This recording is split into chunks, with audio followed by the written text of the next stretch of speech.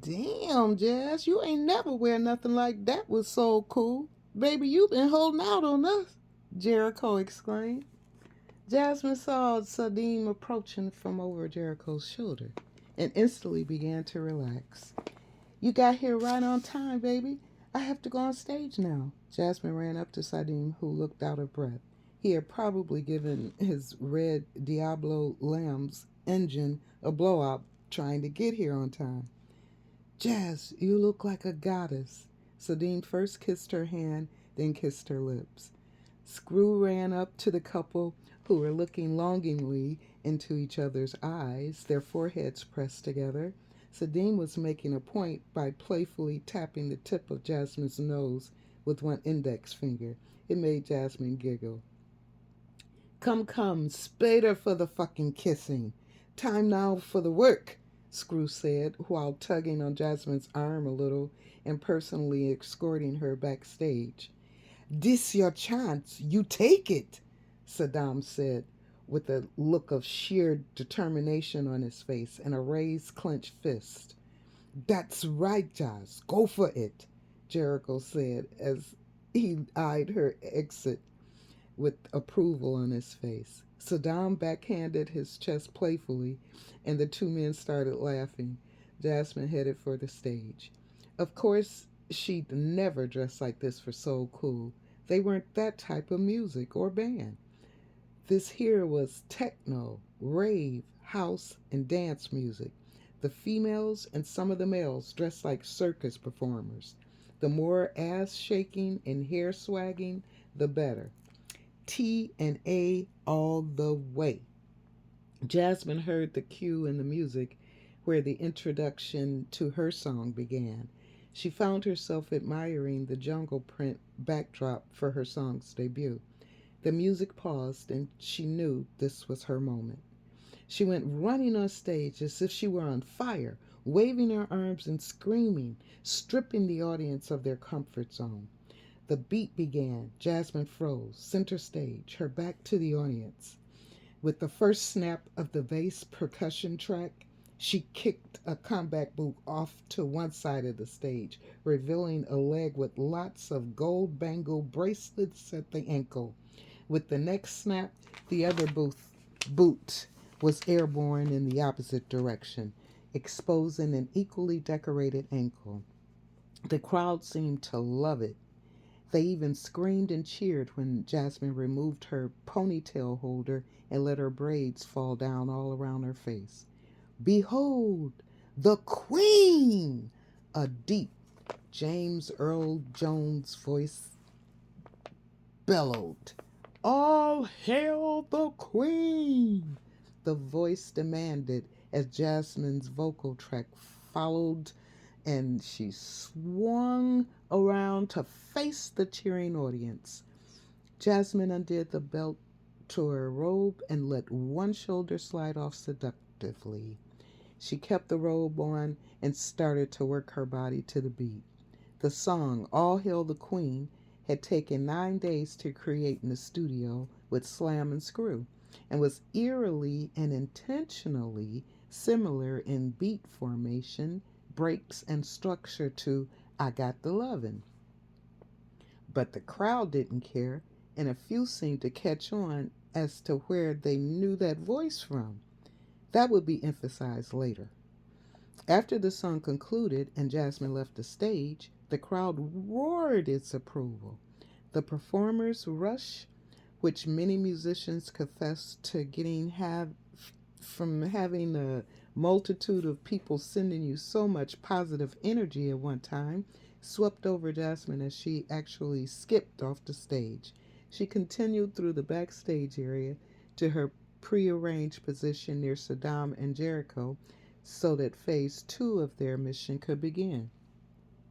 Jasmine's intention was to approach Wolfgang and Renata as they walked through the backstage area to take their positions for the grand entrance that Wolfgang always liked to do.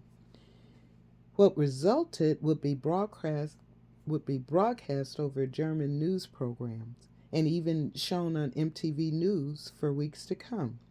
It was nothing as severe as the Rodney King beating, only a quick slap and a kick, all happening in a matter of seconds, definitely unrehearsed, but just the same, the moment captured on video by Stefan's assistant showed Jasmine's comforting Wolfgang and Renata with her personal protests about the fraud being committed by the two.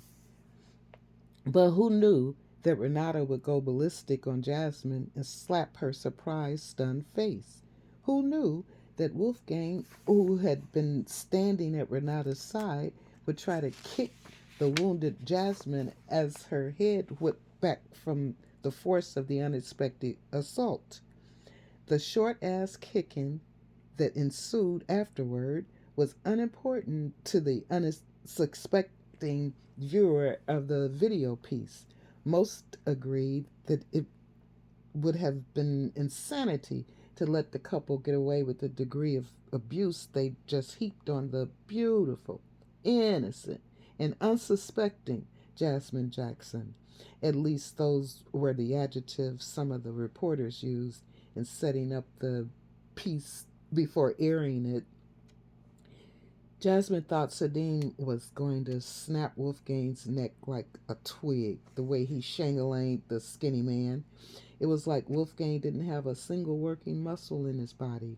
Security was quickly called in to separate the two men and to try to pry Renata's hand and try to pry Renata from Jasmine's vice-like grip as Jasmine held Renata still with one hand and punched her head and the side of her face with the other.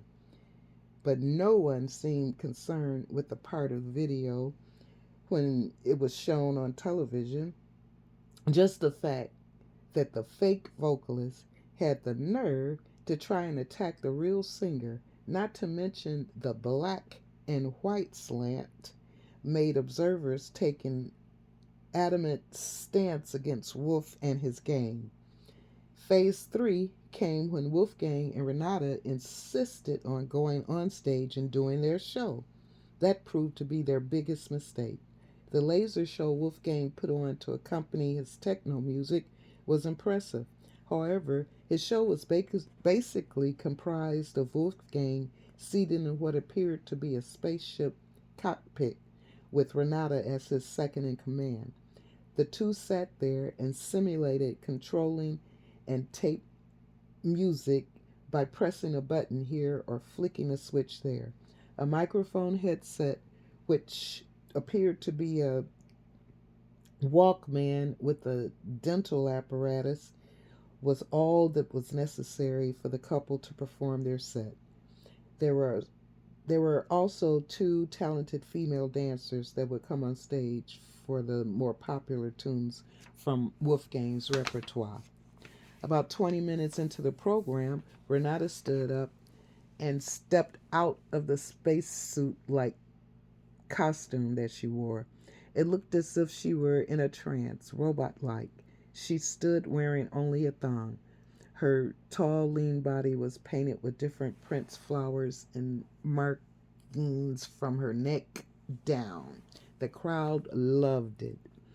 The video screen rolled down behind her, halting in position behind the still seated Wolfgang as the music for I Got the Lovin' came on, and the crowd began to roar for the latest smash hit from Wolf and the Gang. The music video of the song began to play in the background.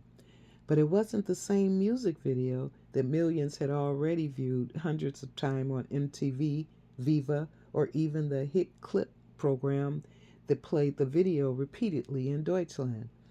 This was the slick new video that featured Jasmine as lead vocalist, dressed in the same outfit that she wore for the Slam and Screw program. Things started to click in the audience, and a small buzz was growing amongst the crowd. Some of the people who recognized what was happening began to throw things on stage. It wasn't unusual for the kids to throw things, but they were usually small stuffed animals, not the paper cups and plastic bottles that were now coming toward the stage. One open, half empty bottle of Avian water hit